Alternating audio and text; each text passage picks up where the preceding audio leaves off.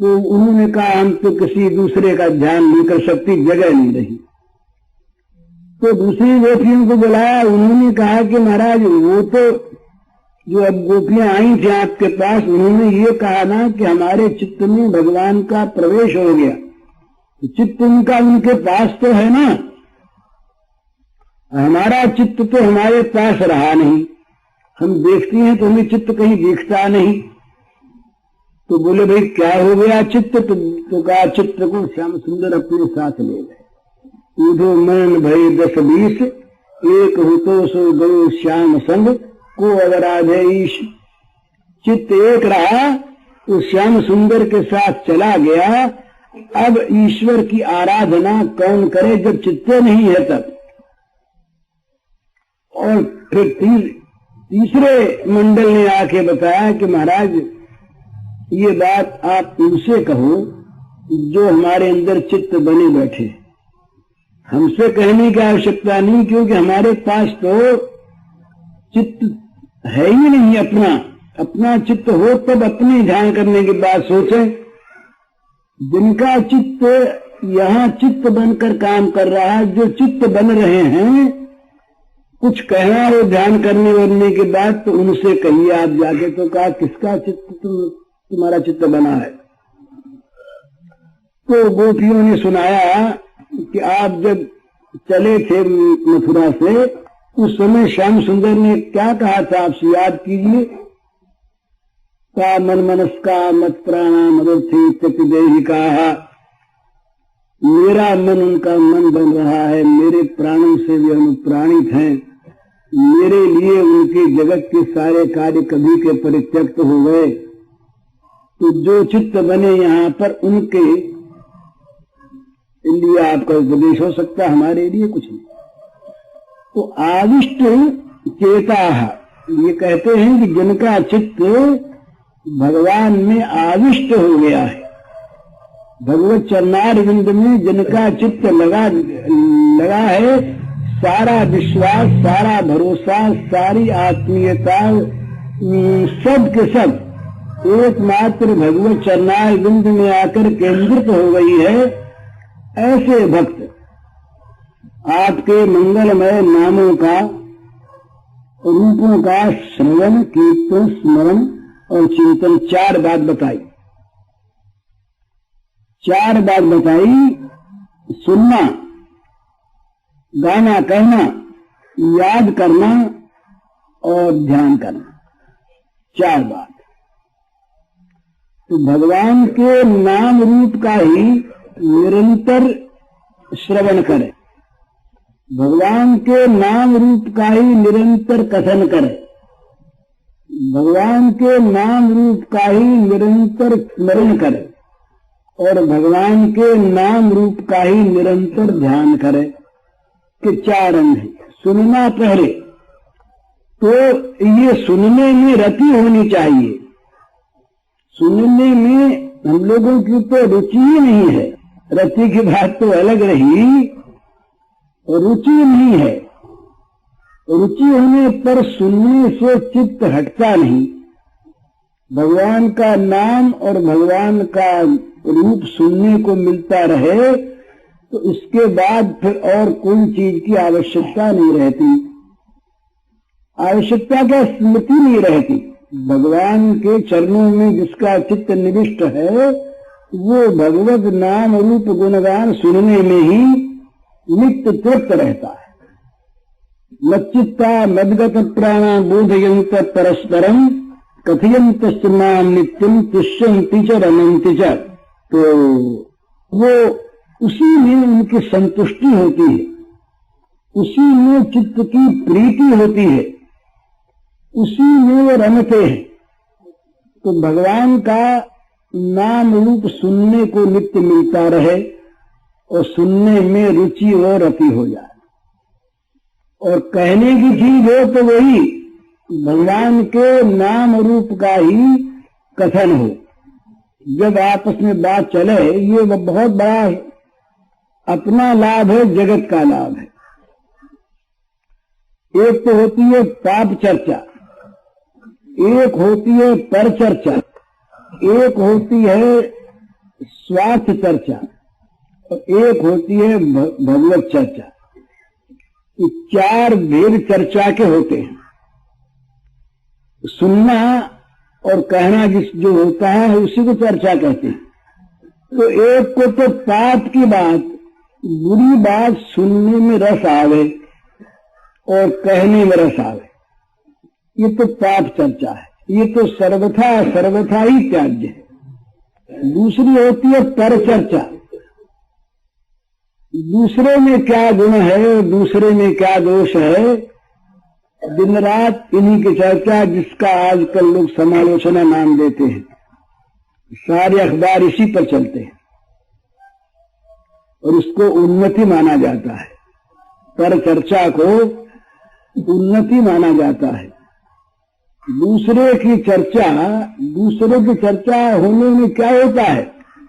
दूसरे का नाम रूप कर्म मन में आता है और वो दूसरे का नाम रूप कर्म मन में आकर हमारे जीवन को वैसा ही ढाल देता है। तो कहते हैं कि भाई ये परचर्चा बड़ी बुरी चीज।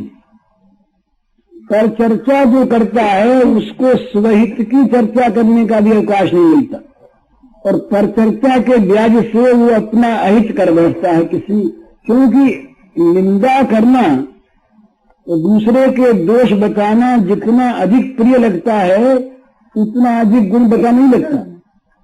गुण सुनकर डाह होती है, ईर्ष्या होती है, मन में दोष दर्शन की भावना होती है और दोष सुनकर चित्त में प्रसन्नता होती है। ये गिरे हुए मनुष्यों का स्वभाव होता है कि वो दूसरे के दोषों को सुनकर प्रसन्न होते हैं और गुण सुनकर जलते हैं।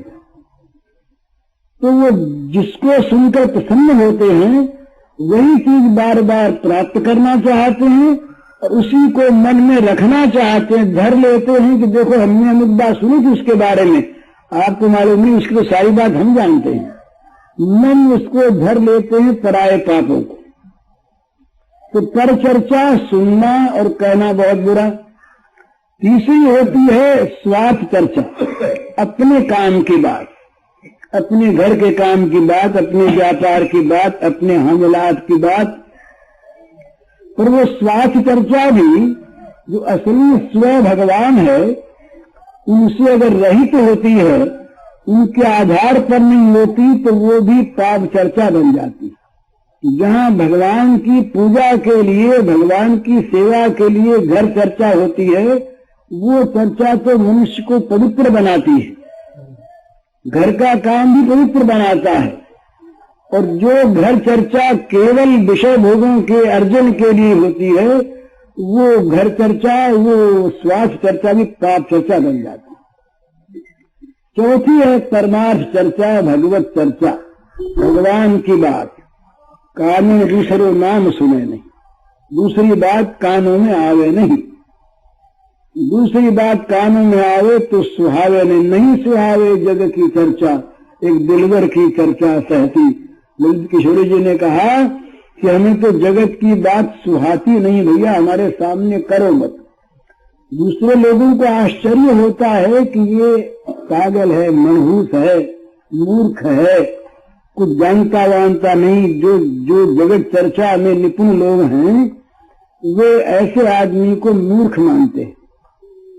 वो कहते हैं कि ये जो है ये समझता नहीं है, इसमें समझदारी नहीं। ये जगत में क्या होता है, हमारे गोस्वामी जी अखबार नहीं पढ़ते तो लोग इनको बुद्धिमान लोग मूर्ख मानते हैं कि इस जमाने में ये अखबार नहीं पढ़ते, जगत में क्या होता है ये मालूम नहीं।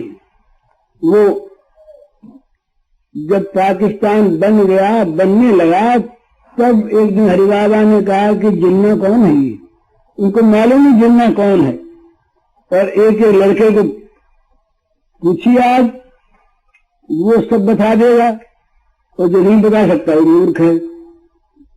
तो मूर्खता तो अच्छी नहीं, पर वो मूर्खता अच्छी जो भगवत स्मरण में तो निपुण बना दे और जगत के ज्ञान में मूर्ख बना दे, वो मूर्खता उपादेय है, वो मूर्खता अच्छी है। तो अध्यात्म चर्चा, भगवत चर्चा में इतना मन लगे कि और अन्य चर्चा के लिए, दूसरे के लिए अवकाश न मिले। कब चर्चा करें, दूसरी बात कब करें भाई, वो कभी उसकी बात से फुर्सत मिले तब न करें। उसकी बात तो कभी भी पूरी होती नहीं, इतनी अनंत बात है। और यही कहा है भगवान के अनंत गुण है। जब गुण गाने लगते हैं शेष जी महाराज इत्यादि, तो वो कहते हैं कि क्या गुण गान, अनंत का अंत कहाँ आवे, अथाह का था कौन लगावे, असीम की सीमा कौन बांधे, गणना कौन करे। तो अनंत गुण जिन भगवान के, अनंत नाम जिन भगवान के, उन भगवान की गुणावली गा कर को समाप्त कर सके ऐसा है नहीं। तो बोले क्या करें, कितना सुने, जगत कितना सुनते हैं। जब जगत का काम आता है और जब कहीं काम हो लगता है तो कभी फुर्सत नहीं मिलती, रात दिन काम रहता है, कब दूसरा काम करें। क्यों है ये बात कि वो प्रलोभनीय है, वो चीज जो है वो प्यारी लगती है। तो भगवत चरणारविंद में चित्त जब तक आदिष्ट नहीं होता, जब तक भगवान के चरणों में चित्त प्रेम से लगता नहीं, बद्ध सोजा कहा पहले, भगवान के चरणों में जब तक प्रेम की गांठ घुलती नहीं तब तक भगवत चर्चा में रस नहीं आता। ये एक नियम है कि जहां प्रेम होता है, जहां चित्त का आसक्तपना होता है, उस वस्तु का सुनना, उसका स्मरण करना सुखदायी होता है। भरत जी महाराज ने जब देखा वो श्रृंगवेरपुर में सीता जी और भगवान रामचंद्र जहां पर रात को उन्होंने विश्राम किया था, वहां कोई ओढ़नी के, कोई गोटे के तार वार देखे तो उनको इतनी प्रसन्नता हुई भरत जी को, जो उठा उठा करके उसको मस्तक पर लगाने लगे, लौटने लगे वहां पर। अक्रूर जी ने जब भगवान के चरण चिन्हों को देखा, धूल में मरे हुए चरण चिन्ह अंकित है। ये हम चरणों की बात अभी कहेंगे, देवता भी कहेंगे ये चरण चिन्हों की बात। अंकित देखा चरण चिन्हों को तो अक्रूर जी से रहा नहीं गया। बूढ़े अक्रूर जी रथ से उतर पड़े और वही जमीन पर लौटने लगे, उस जमीन पर लौटने लगे, धूल में भर गए। क्योंकि उनमें, उन चरणों में उनकी प्रीति थी। तो जहां प्रीति होती है उसका जरा सा कहीं नाम सुन ले तो चित्त हरा हो जाता है, चित्त में एक रस बहने लगता है। तो आविष्ट चेता जो भगवान के चरणारविंद में आविष्ट चित्त है, जिनका चित्त भगवत चरणों में प्रियता को प्राप्त करता है, जहाँ भगवान के चरण कमल अत्यंत प्रिय मालूम होते हैं, वहाँ भगवान का नाम रूप सुनने में और कहने में बड़ा प्यारा लगता है।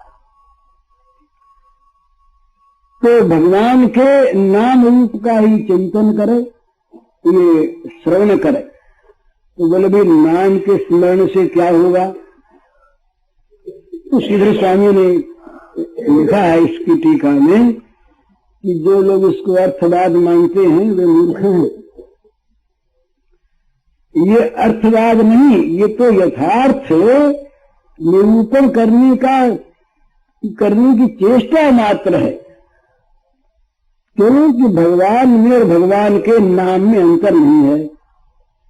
जो नाम है वही नामी है, भगवान ही नाम रूप से प्रकट है यहाँ पर। इसलिए भगवान के नाम का और भगवान के रूप का जो श्रवण करते हैं वो भगवान का ही स्मरण करते हैं। उनका नाम उनसे अलग नहीं, उनका रूप उनसे अलग नहीं। तो भगवान के नाम का जो श्रवण करते हैं वो भगवान का ही श्रवण करते हैं। तो हमारा चित्त जब व्याकुल हो जाएगा प्रेम के कारण से भगवान की चर्चा सुनने के लिए, भगवान का नाम रूप सुनने के लिए, तब क्या होगा कि वो चित्त में आए हुए भगवान वो स्वयं ही नाम रूप सुनाने लगेंगे। सुनाने लगेंगे, अपने आप सुनाने लगेंगे। उसके पास ऐसे भक्तों को भेज देंगे कि जो नाम वो सुनाने लगे, और उसके पास जो आवेंगे उनको भी नाम रूप सुनना पड़ेगा। दूसरे लोग आना बंद कर देंगे, दूसरे लोग आना बंद कर देंगे क्योंकि वहां पर भगवान के नाम रूप के अतिरिक्त वहां कोई चीज रहेगी नहीं। अरे जिस दुकान पर जो चीज मिलती है उसी के लेने वाले तो वहां आते हैं ना, और चीज वाले आना बंद कर देते हैं, स्वाभाविक बात है। तो जहां अमृत बिकता है वहां जहर कहां मिलेगा। उसी प्रकार से भगवान के नाम रूप का वर्णन करने वालों के पास नाम रूप सुनने वाले ही आवेंगे और कोई आवेगा नहीं। तो फिर उनको स्मरण में और सुविधा होगी। जितना जितना भगवान के नामों का श्रवण, रूपों का स्मरण और कथन होगा, उतना उतना स्मरण बढ़ेगा, और जितना जितना स्मरण बढ़ेगा उतना उतना ही निरूपण में, कहने में, सुनने में शक्ति आएगी। इन सबका संबंध है। और स्मरण करते करते, मन से स्मरण करते करते जब चित्त चिंतन परायण हो जाएगा, मन का और चित्त का यही अंतर है। मन संकल्प विकल्प करने वाला है और चित्त चिंतन करने वाला है। तो जब भगवान चित्त में आकर के बैठ जाएंगे, उसके बाद दूसरी चीज उसको सुहावेगी नहीं। लोग पागल बताएंगे, मूर्ख बताएंगे, और जिन लोगों का काम नहीं निकलेगा वो नहीं आएंगे। वो समझेगा अच्छा हो गया। ये बड़ा भारी दृष्टि भेद होता है। भगवान को जो चाहते हैं वे भगवान की बात के सिवा दूसरी बात सुनना नहीं चाहते, इसलिए दूसरी बात सुनाने वाले उनको प्रतिकूल मालूम होते हैं। उनके पास रहना और उनको पास रखना उन्हें अच्छा नहीं लगता। ठीक इससे उल्टा जो भोग परायण लोग हैं, वो भोग की बात जहाँ सुनने को न मिले वहाँ उनका मन नहीं लगता। बोले यहाँ तो कोई काम की बात है नहीं, यहाँ तो सब फालतू फालतू बात करने वाले लोग बैठे। फालतू, उनको फालतू बात लगती है। जो जिस चर्चा में विषय चर्चा न हो, भोग चर्चा न हो, वो फालतू। ये परस्पर दृष्टिकोण का भेद है। तो भगवान के चरणारविंद में जिसका चित्त आविष्ट हो गया, वे लोग ही वास्तव में भगवान के नाम का और भगवान के रूप का ठीक ठीक श्रवण करते हैं, कथन करते हैं, चिंतन करते हैं और ध्यान करते हैं। तो उसका फल क्या होता है? बोले फिर उनको ये जगत देखना ही पड़ता है। जिन आँखिन में रूप बसो उन आँखिन सो फिर देखिए का।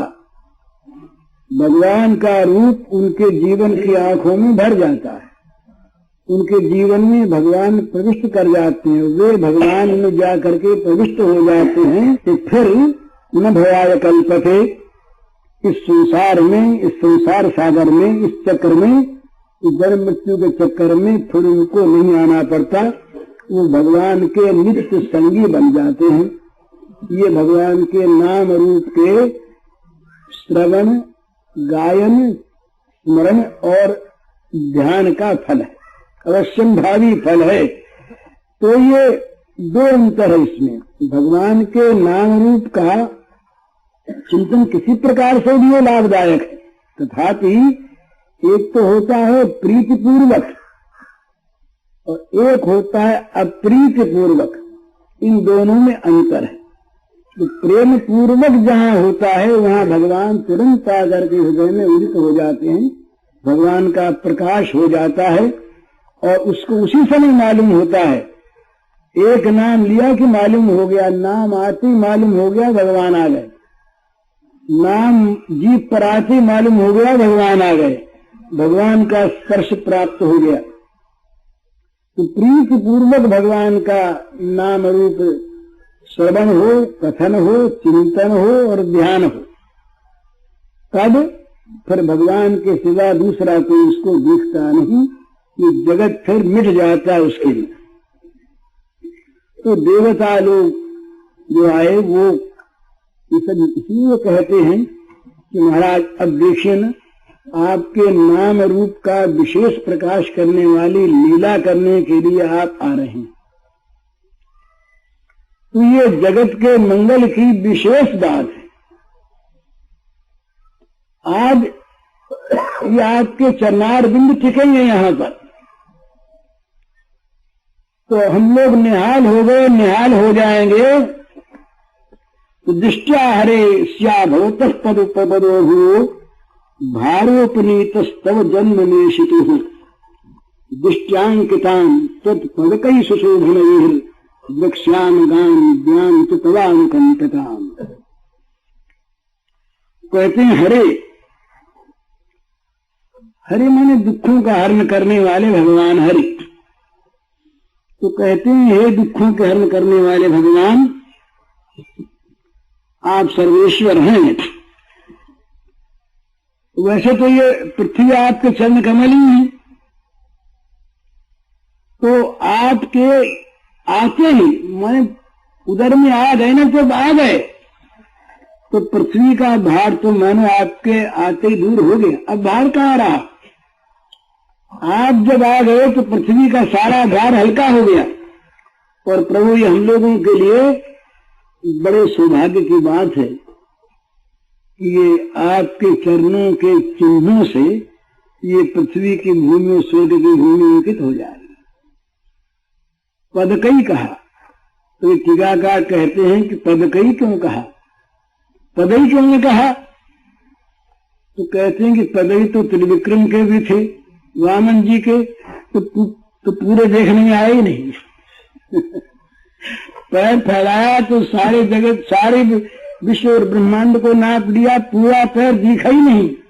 तो यहाँ छोटे छोटे नन्हे नन्हे पैर भगवान के, नन्हे नन्हे चरण कमल, वो टिकेंगे जमीन पर, वो पृथ्वी पर टिकेंगे और पृथ्वी पर उनके चिन्ह अंकित हो जाएंगे। उन पदों के जो वामन रूप में भगवान ने फैलाए थे, कोई अंकित उनके तो नहीं हुए। उनको तो एक अंगूठे को धो लिया ब्रह्मा जी ने तो गंगा जी निकल गई उससे, लेकिन वो चरण चिन्हों का आनंद नहीं मिला। तो महाराज ये तमाम कंपिता, ये कोई हमारे साधन का फल है क्या? हमने साधन करके आपको प्राप्त किया, ये कोई चीज थोड़ी हुई है, ये तो आपकी कृपा है, आपकी अनुकंपा है। और जो आपकी अनुकंपा पर अवलंबित है वही वास्तव में आपकी कृपा को प्राप्त करता है।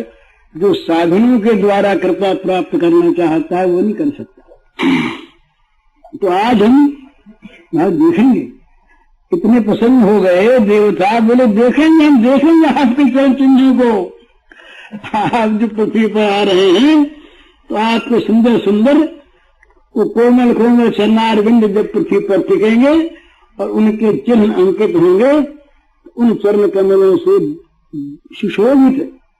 आज तक पृथ्वी, जो पृथ्वी भगवान के चरण कमलों के चिन्हों से विभूषित नहीं होती, वो अभागी पृथ्वी है। ये आगे जब भगवान के जन्म की बात आती है तो ये कहते हैं कि सारी प्रकृति उस समय उत्सवमयी हो गई। क्यों हो गई? आज पृथ्वी की सारी चीजें धन्य होने वाली है। जिस पृथ्वी पर भगवान के चरण नहीं टिके तो वो पृथ्वी अधन्य है। तो भगवान अगर कहीं अपने निर्विशेष रूप में ही कहीं अलक्षित रहें तो फिर संसार का भाग्य तो कभी उदय हो ही नहीं। तो कहते हैं देवता तुम्हारा आज आनंद होगा, बड़ा आनंद। आज हम आपके चरण कमलों के द्वारा विभूषित पृथ्वी को और स्वर्गलोक को देखेंगे, आपकी कृपा से वो कृतार्थ हो जाएंगे। यते भवशेष भवस्य कारणम विना विनोदम बत तर्कयामहि भवो निरोध स्थितिरप्य विद्या कृपालितस्त्वय्य भयाश्रयात्मनि। बोले महाराज ये आपका जन्म होता है, ऐसी बात नहीं। आप तो अजन्मा हैं। और ये जो हम बताते हैं, लोग बताते हैं कि अमुक कारण से भगवान ने जन्म लिया, अमुक कारण से लिया, ये सब कारण तो एक लोगों को बताने के लिए है। आपके जन्म के कारण की हम क्या तर्कना करें। आप क्यों प्रकट होते हैं ये क्या कहें, हम इतना ही कह सकते हैं, इतना ही है कि महाराज ये आपका खेल है, लीला विनोद है, ये आपका लीला विनोद है। नहीं तो भैया बोला आप, जिसमें सारा जगत, जगत की उत्पत्ति, स्थिति और प्रलय आरोपित है। भाई ये जगत की उत्पत्ति हुई, ये स्थिति हुई, ये लय हुआ, ये सब आपके खेल में, और हम मान लेते हैं अपनी भूल से, भ्रम से। तो ये आप जो हैं वो तो आप ही हैं, लीला भी आप और लीलामय भी आप।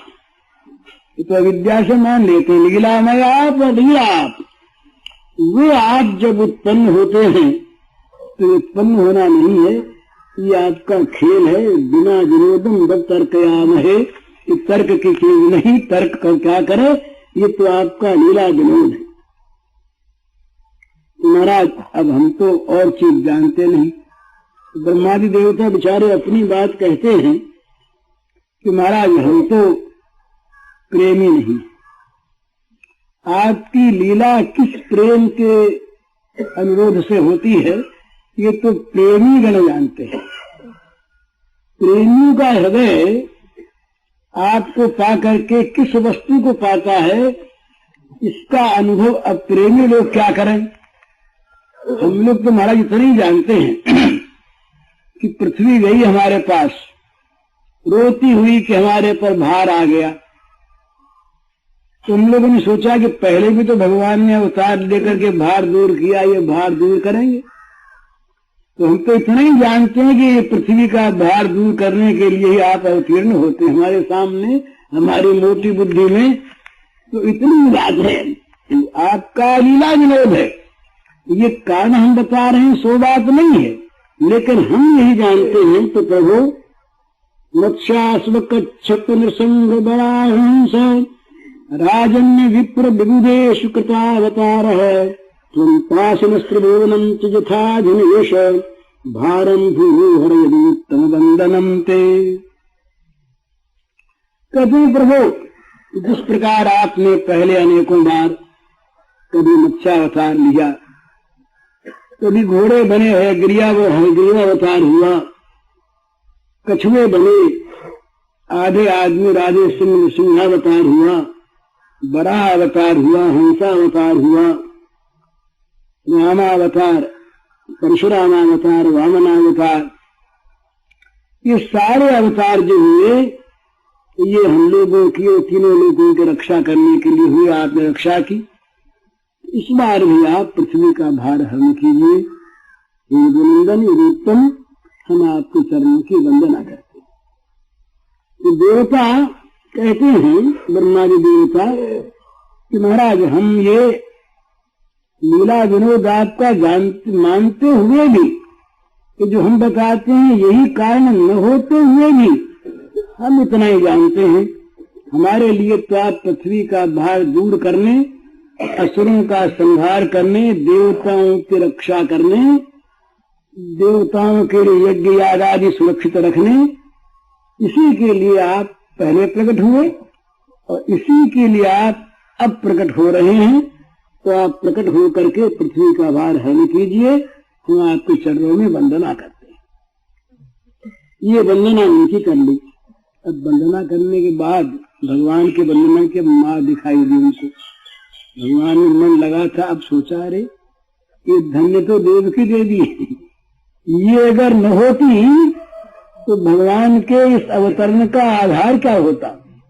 ये सबसे श्रेष्ठ, सबसे अधिक पूजनीय तो ये माँ देवकी है। तो देवताओं ने अब माँ की तरफ हाथ जोड़ दिए और गदगद हो गए देवता। देवता बोले भैया ये तुम्हारे सौभाग्य की बात हम क्या कहें। दृष्ट्याम्बते कुक्षिगत परपुमानम शेन साक्षात भगवान भवायनः मा भूत भयम भोजपतिर्मुमूर्षोर्गुप्ता जदीनां भविता तवात्मजः। बोलो माता अब डरो वरो मत आप। अब भोजपति जो कंस है उसका तनिक भी भय करने की आवश्यकता नहीं है, वो तो मुमूर्षु है, अब थोड़े ही दिनों का मेहमान है, वो मरना सन्न है बेचारा। बड़ा सौभाग्य आपका, हम लोगों पर बड़ी कृपा आपकी कि आपके स्नेह बल से आकर्षित होकर के स्वयं भगवान ये सबका कल्याण करने के लिए अपने ज्ञान बल आदि अंशों के साथ अपनी पूर्ण शक्तियों को लेकर स्वयं भगवान आपकी कुक्षी में, आपके कोख में आ गए हैं और अब ये प्रकट होने वाले हैं। अब ये आपके पुत्र बनकर तवात्मजः, आपके पुत्र बनकर वंश की रक्षा करेंगे। ये कहकर सुग्रीव जी कहते हैं इत्यधिष्ठे पुरुषम जद रूपमनिदम यथा ब्रह्मेशानयुतोधाय देवा प्रतियोर्दिवम्। सुखदेव जी कहते हैं परीक्षित इस प्रकार से ब्रह्मादि देवताओं ने भगवान की स्तुति की, और तो बोली ये स्तुति में भगवान का निरूपण हो गया सारा, ऐसा नहीं मान लेना। ये तो भगवान यही हैं, इदम रूप से भगवान को बताया जाए ये बात बनती ही नहीं कि यही भगवान है। तो देवताओं ने जो स्तुति करके जितनी बात बताई उतनी में भगवान के स्वरूप की समाप्ति हो गई हो, ऐसी बात नहीं है। लेकिन सब अपनी अपनी मति के अनुसार, अपनी अपनी बुद्धि और क्षमता के अनुसार निरूपण करते हैं। इसी प्रकार देवताओं ने भी अपनी वाणी को धन्य किया भगवान के का स्तवन करके। भगवान का स्तवन करने वाले कोई भगवान पर उपकार नहीं करते, उनका मन, उनकी वाणी, उनका जीवन धन्य होता है। इस प्रकार देवता लोगों ने भगवान का स्तवन किया। इसके बाद ब्रह्मा जी, शंकर जी को आगे करके सारे देवता ये अपने अपने स्थानों को लौट गए। ये देवस्तुति समाप्त हुई। अब भगवान देवस्तुति के बाद ही भगवान का प्राकट्य है। अब ये दूसरा अध्याय समाप्त हो गया, तीसरे अध्याय का प्रारंभ है। तो श्रीदेव जी महाराज पहले तो ये वर्णन करते हैं उस समय, उस रात्रि की प्रकृति की अवस्था का कि प्रकृति उत्सवमयी हो गई। तो शिवदेव जी कहते हैं अथ सर्वगुणोपेतः कालः परम शोभनः यर्हेवा जन शांतरक्ष गृहतारकम् दिश प्रसेदुर्गगनो गगनम् निर्मलो दुगनोदयम् मही मंगल भूमिष्ठ पुरग्राम ब्रजातरा नद्य प्रसन्न सलिला हृदा जलरुश्रियः द्विजाल कुल सन्नादस्तबका वनराजयः भवो वायु सुख स्पर्शः पुण्यगंधवः शुचिः अग्न्यश्च द्विजातीनां शांता सत्र समुन्धत मनां शासन् प्रसन्नानि साधूनामसुरद्रुहान् जायमाने जने तस्मिन् दुर्गन्धवयोदिभिः जगु किन्नर गन्धर्वास्तुष्टुः शुद्धचारणाः विद्याधर्यश्च निमृत्युरप्सरो समन्तदा मुनिचुर्मुनयो देवाः सुमनांसि मुदान्विताः मन्दम् मन्दम् जलधरा जगर्गुरुसागरम्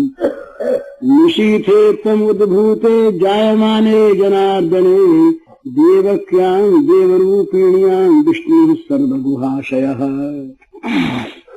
जिसका कोई सुंदर बगीचा हो, जिसका अपना महल हो, और वो जब स्वयं वहाँ आने लगे तो यद्यपि वो वस्तु उसी की है और वो वस्तु सीमित है, परंतु वो बगीचे का रखवाला, वो सारा बगीचा, वो महल का रखवाला, सारा महल खिल उठता है। और जो कुछ भी बढ़िया से बढ़िया सामग्री उसके पास होती है उसको सजाकर और उनका वो स्वागत करना चाहता है। ये प्रकृति परमात्मा की स्वरूप होता है और प्रकृति परमात्मा की ये अर्धांगिनी है।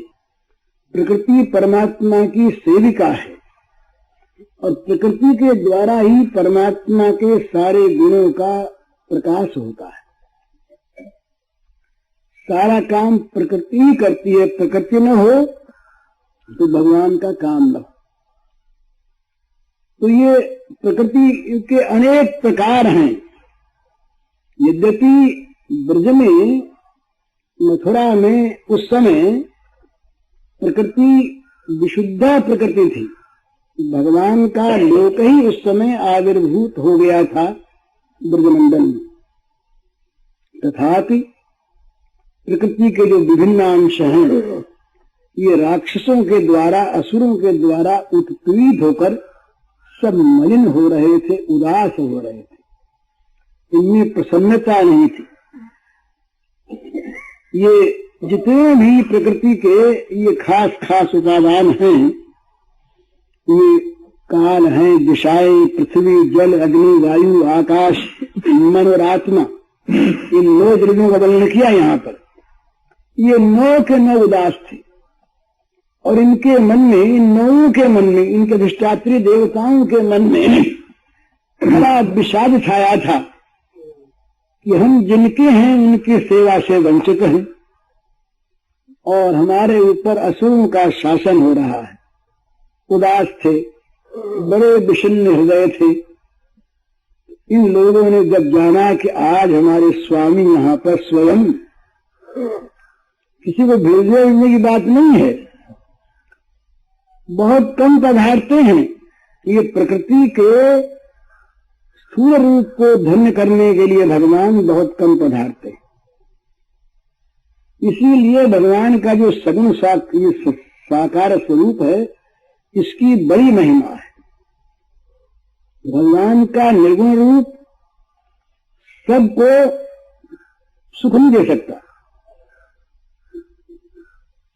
ये जड़ चेतन जितने भी जगत के उपादान हैं, जितने भी जगत की सामग्रियां हैं, ये सब के सब भगवान के सगुण साकार रूप को प्राप्त करके सफल जीवन हो जाती। पृथ्वी का कण कण बिचारा, ये मिट्टी के कण, इनको कब भगवान मिले? तो भगवान स्वयं आकर के इन पर लोटते हैं, इन पर खेलते हैं। पृथ्वी के रजकण से अपने शरीर को दूषरित करते हैं। ये जल कण, ये वायु के कण, ये सब के सब धन्य हो जाते हैं।